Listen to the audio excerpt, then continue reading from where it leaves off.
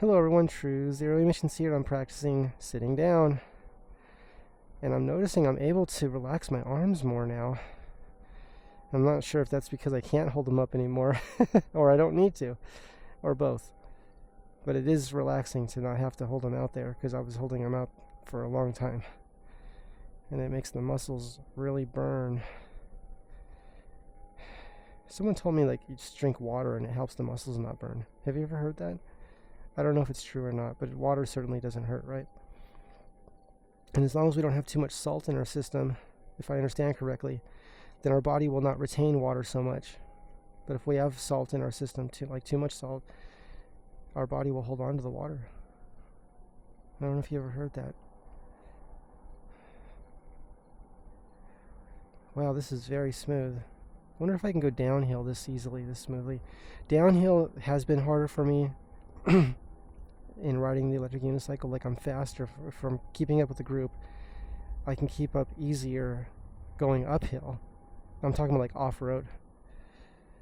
I don't know about on-road. I'm not really sure. I haven't really noticed if there's a difference. But off-road, let's say there's turns and ruts and like, I forgot what those are called that the water makes. I think there's a word for it. It's where the water takes part of the road out, the dirt road.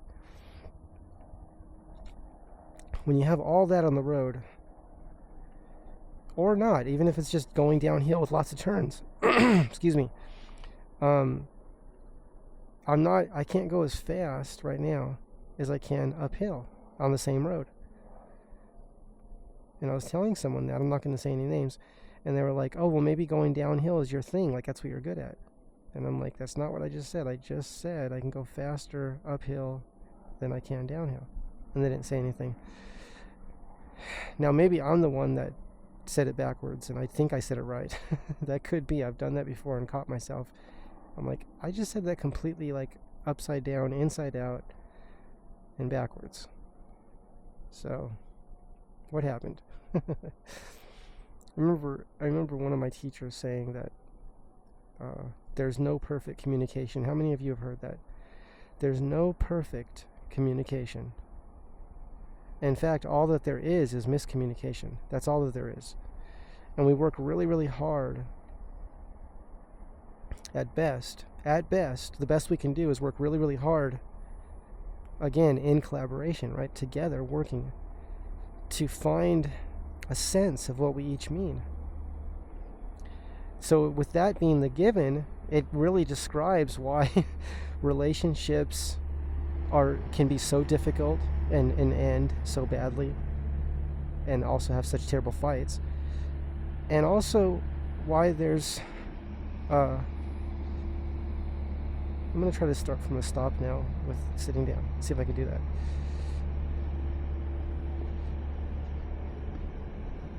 Oh wow, that was the first time I started from a stop. We just got it on camera. Woohoo! That was so fun. I can't tell you how happy that made me.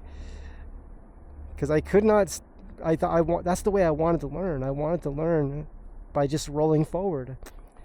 That's how I wanted to learn, from sitting down and going from a stop, sitting down and go. That's how I wanted to learn. But the way I learned was by, again, holding the basket and following the basket for a few days, and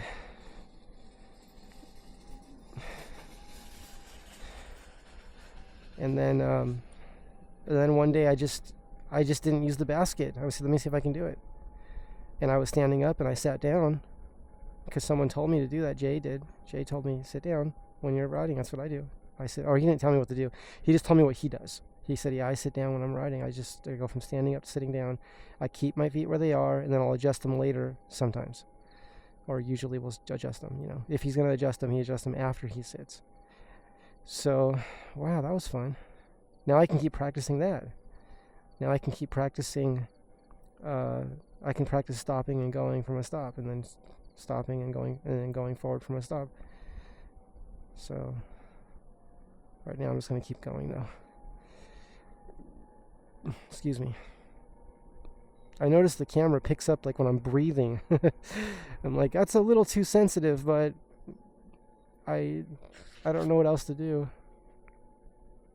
I didn't want it to hear me breathe like like but I like that it's sensitive. It's just that I have it on -6. It should still be there. I have to check that, because when I first set the camera up, when I first set it up, I put it at -6, and I haven't checked it. I don't think I've checked it in a long time. I need to make sure it's still there, because sometimes settings will change, or I'll accidentally bump a setting when I'm doing something else. Oh yeah, I could do this too. I was doing it by accident, but I was swerving left and right. I could also do that on purpose, which is one of the things I like to do when I'm learning to ride. When learning on the electric unicycle is to go left, right. They call it carving, right? Can you carve sitting down? I don't know. I guess you could. Okay, let's go straight again. My arms are getting tired. Now I'm trying to go straight and I'm swerving left and right. Okay. I don't know what time this store opens. I have permission to practice when they're closed. But once people start coming in... Oh, I gotta slow down. I think it's time to go at that time, because...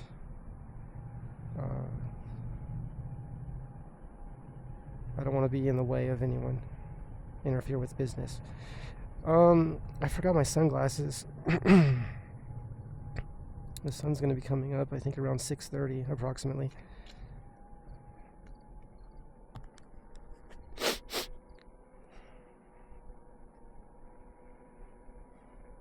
Oh wow, for a second I put my hands on my knees, or yeah, on my legs.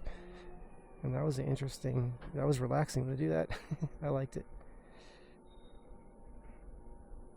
So how am I steering right now? I'm steering with my hips. I'm steering with my hips. I push my hips to the left or right. And I don't see how that's different than steering when I'm standing up, because everyone says move your hips. I almost feel like riding sitting down could help me be a better rider standing up, because when I'm sitting down, I'm forced to move my hips. But when I'm standing up, I'm not forced to move my hips. I could just push with my foot. I could push down on the right side and it'll turn right, or push down on the left side and it'll turn left. But it seems like it's a combination of pushing with the foot, moving the hips over in the direction we're turning, and then shifting the shoulder. I'm calling it shifting, but if I'm turning left, then put my right shoulder in that direction, point it over there, point it to the left. So a combination, it seems like, of all three of those, maybe, could be what contributes to making a smooth and very efficient turn, if I say it that way. One where there's maximum control and minimum, sense of not being in control of what's happening. A lot of people I've seen videos where someone's riding an electric unicycle, it looks like they're just learning to ride it, and they suddenly fall, and they fall hard. And a lot of times they won't have a helmet on or anything, and that's why it's so important to wear gear, especially helmet, and especially all gear. People break their toes, they break their ankles. It's really important to have gear on. I was just talking with someone that broke their toes, and they didn't have the correct boots on, and they said if they had the right boots on, they wouldn't have broke their toes. They don't think they would have broke their toes, they said. But, so they've been riding for over a year. They just got boots. And, what was I going to say? Oh, the boots they were wearing before were steel-toed. And they thought that would protect them. They're like, oh, I'll be good, right? I mean, I'm using my own words, but their words were, they thought they were protected with steel-toed boots. But it didn't. All that steel-toed, the person said to me, protects from is something smashing down on the foot. But if you hit the ground and your foot jams into the ground, it can bust the toes. Now, I think that's why motorcycle, whoops, almost lost my balance. Motorcycle boots, like whether it be on-road or off-road, I think it's, for on-road, I think on-road's good because it's made to slide, and if you get off-road for on-road, if you're riding your electric unicycle on-road and you're using off-road boots, I think they stick too much to the ground, and that can cause I feel like that can cause an injury if you get too much traction when it hits. I feel like street bike boots are designed to slide for a reason, to allow the energy to be dissipated over time. I can't believe I can take off from a stop. I can't believe it. That makes me so happy right now. This is the thing about learning, like how I love to learn new things. And I feel this way about all the things I learn in science too, about the infinite possibilities. Which is strange because people will try to use what their education has taught them. They blame their education, that education has taught them all these limitations. And I'm thinking to myself, then I think of Don Smith, who was a teacher, right? Donald Lee Smith, who wrote the book. I mean, the book was assembled by Rick Friedrich. You can find the book on r-charge.com, or you can find it on Amazon, but I think it's less if you get it directly from, or at one time it was less directly on Rick's website. But that book is the life's work of Donald Lee Smith. And Don Smith said in higher physics, when you get really high up there, you'll get pieces of all the free energy stuff throughout your education. I think he was teaching high school, and they were teaching over unity, like more energy out than in, right? There were some lessons on that. And he said everything's in school, though. It's all there, like maybe in the libraries and also in the... I don't know if I'm saying it correctly, but like it's in journals and stuff. It's there. They have the data, but you have to know where to look for it. You have to know. You have to look for it thoroughly, right? So, the Don Smith Magnetic Resonance Energy Crafting Systematic Index book. It's called the Magnetic Resonance Energy Crafting Systematic Index book, which is the life's work. I'm calling it the life's work of Don Smith. Don Smith said. I already lost my train of thought. What did Don Smith say? There was something I was going to say to you. We were talking about science and infinite possibility. Huh. It'll come back. He said many things. Maybe that's why I stopped, because I was like, oh my gosh. He said so many things. So many things. But, oh, well, I don't know. Maybe I was going to say that he spoke of science. He didn't speak of limitations the way that people use their education, if I say it that way. I'm not sure people are using their education when they say things can't be done. And if they're blaming their education, which some people do, they blame their education for not being able to use their mind. I feel it's important to know coming into education that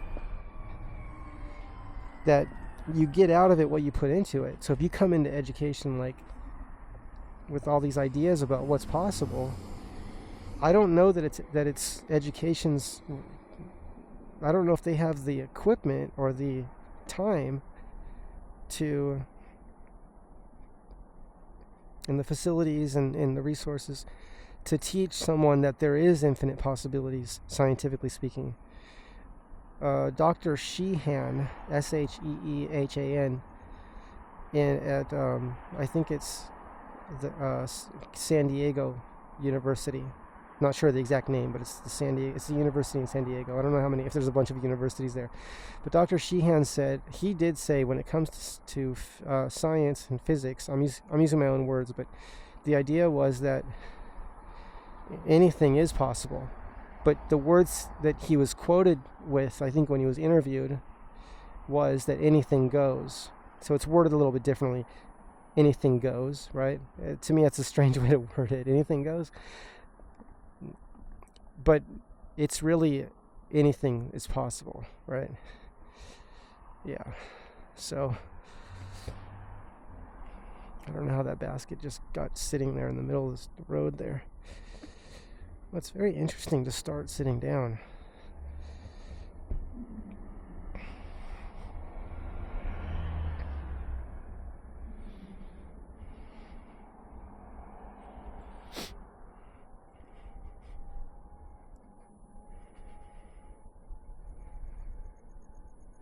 I really felt like I wouldn't be able to learn to sit down.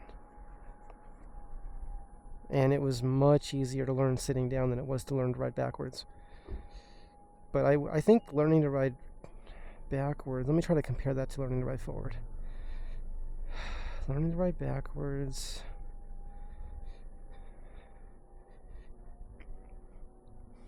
I don't know. Was it more challenging to learn to ride backwards than it was to ride forwards? I don't know. It was just different. In my mind, I was trying to imagine, like, is this just the opposite of what I learned to ride forward? Is it the opposite? So I had a few thoughts about what I thought it was, comparatively speaking, compared to forwards. But then I also allowed myself to not try to figure anything out, and then allowed myself to just do the exercise of riding backwards, holding a basket, which was holding me up. I will tell you that holding a basket and riding forward or backward, or both, whatever one it is, was quite a workout on the arms, because that's what's actually balancing me at the time. So it's holding really tight on the basket. But anyway, the basket, which just represents, I think that's an opportunity for a company, maybe that sells unicycles, or any company, to design some kind of support system that helps someone learn how to ride an electric unicycle. It could be some kind of variation of a basket, right? It could probably be a walker that has 4 wheels on it, or even has 2 wheels and then 2 stoppers in the back. But then I think if you're pushing it that way, it's going to wear out really fast if the back's rubbing. But if you have a walker that has brakes, that would be probably helpful. So you can pull the brake levers on it. But there can be a custom walker or a modified walker that's used for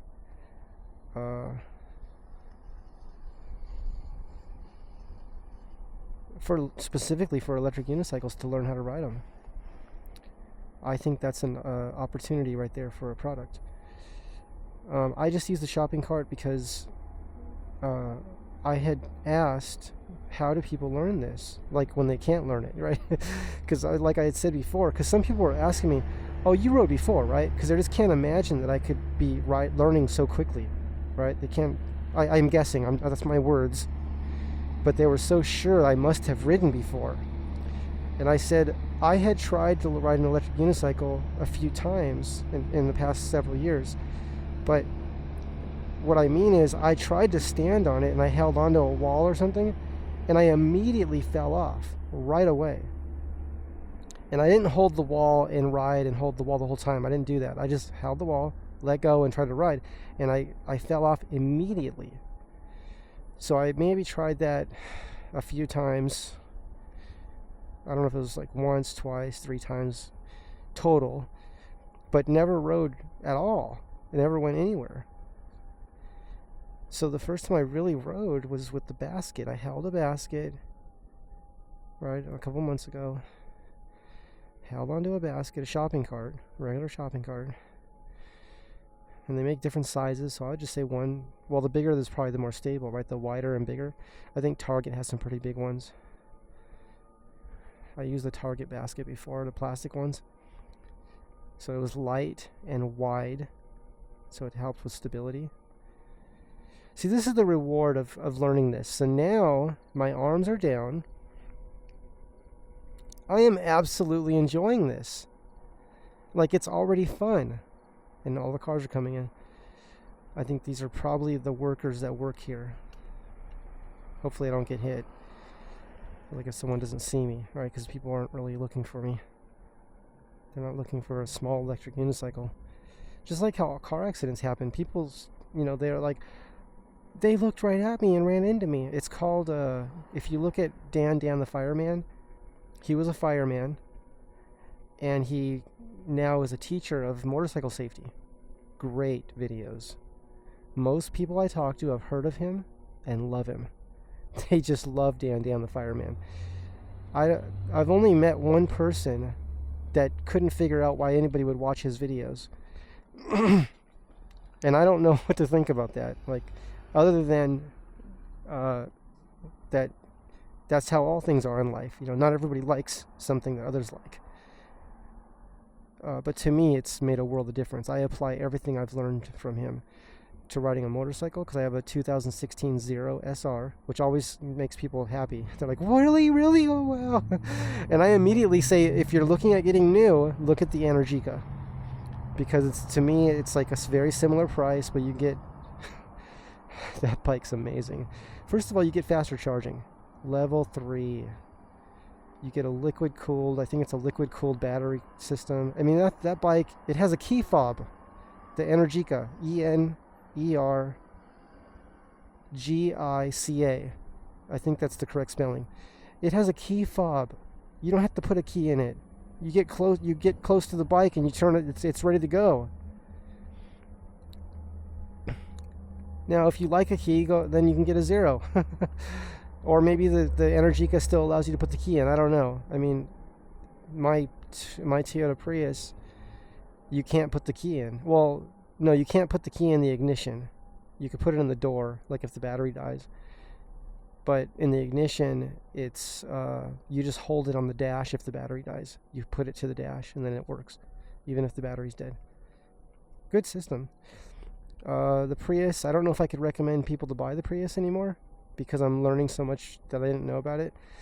The braking system had a major problem with the brakes. People had told me about it. I didn't know what they were talking about until I experienced it.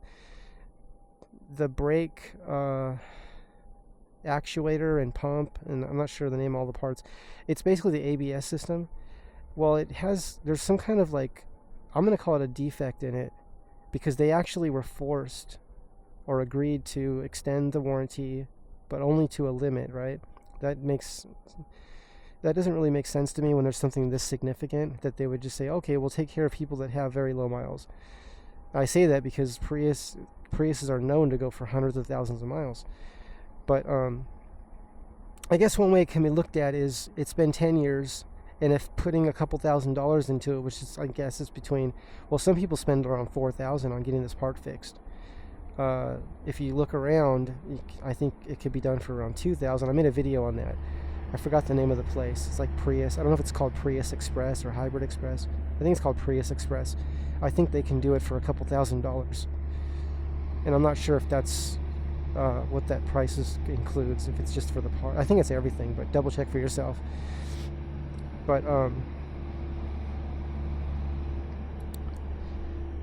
one of the first things I noticed about the Prius was, like, when my brake light went out, I'm expecting to buy like a, not more than $20 bulb, right? So maybe $5, $10, $8.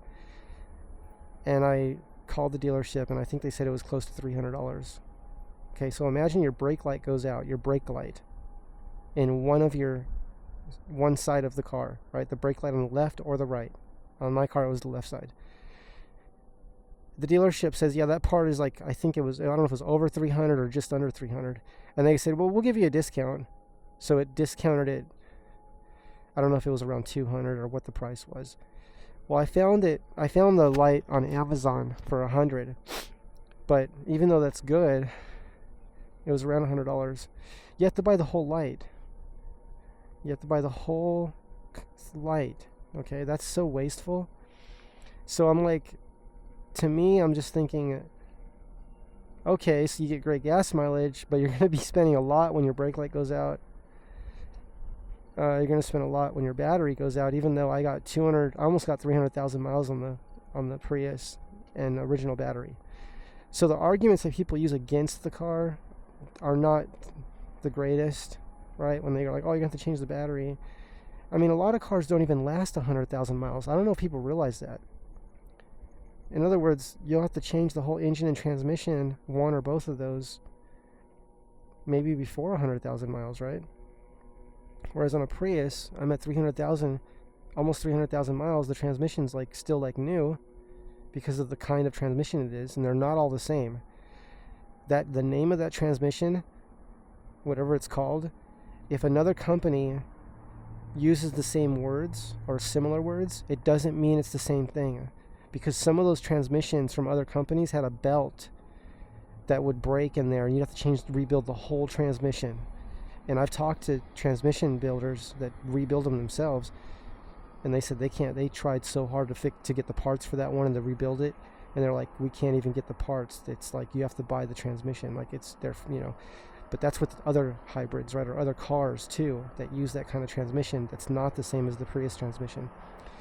So I really think that I'm just going to go back to the Tesla again. That Tesla's like the ultimate car. Elon said, I'm going to make the best cars in the world. To me, he kept his word and he delivered.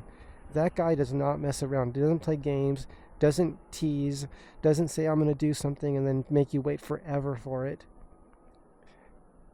I didn't think the Cybertruck was going to come out. I'm like, no, that's too good to be true. It looks too good. It looks too, like, to me. What I meant is, it's too different, right? It's too different. It's like a bait and switch. It's got to be a bait and switch. He's either not going to bring it out or he's going to put out something else there that's nothing like what it was. And that's what I'm used to from the auto industry. I'm used to bait and switch. I'm using those words because that's what it felt like to me. I'm talking about my experience. It felt like an automaker would say, look at this concept car. They wouldn't call it a concept car. Writers would call it a concept car, right? And then when it came out, it didn't even look the same car at all. The interior looked totally different. The exterior looked totally different. And then they'll tell you in a very fancy way how there was no way they could afford to make the car they showed originally. But you know who can? And who does? Tesla. If anything, you get better. It just gets better than it was, the concept car, right? It improves. It just keeps improving until you get it. And then when you get it, it just keeps improving, right? Because the software improves and everything improves all the time. I just can't believe how amazing it is what Elon has done with Tesla. A lot of people are frustrated with Elon because he calls his company Tesla, and Nikola Tesla was all about free energy, right? And they're like, well, how come this thing's not running off the energy in the environment? Like the energy. When I hear that, I think of the energy Richard Feynman talked about when he said megawatts in every cubic centimeter, right? And I mean, as it is, people said that no new automaker could make an electric car and sustain themselves because the electric cars don't break enough, right? They don't have maintenance. They don't have all the stuff. They don't have the maintenance that gasoline cars have. Right, a very high maintenance. Look at if you go to a dealership, any dealership, even Toyota, and ask them what's the maintenance for the vehicle, even if they pay for it, right? Even if they offer to pay for it, still ask them what is the maintenance for the vehicle? When it has this many miles? You want to see by the miles. It's by how many miles it has, and add up all those maintenances. Right, up to like 500,000 miles. Try it. Try adding that up. See how much that comes out to. And then ask Tesla if they have a maintenance based on miles. And add all that up to 500,000 miles. Okay? And compare them. And see how many electric cars you can buy. See how many electric cars you can buy with the money that you didn't spend on maintaining a gas car. Okay, I'm going to start a new video, so we're going to stop this one. We'll see you in the next one, everyone.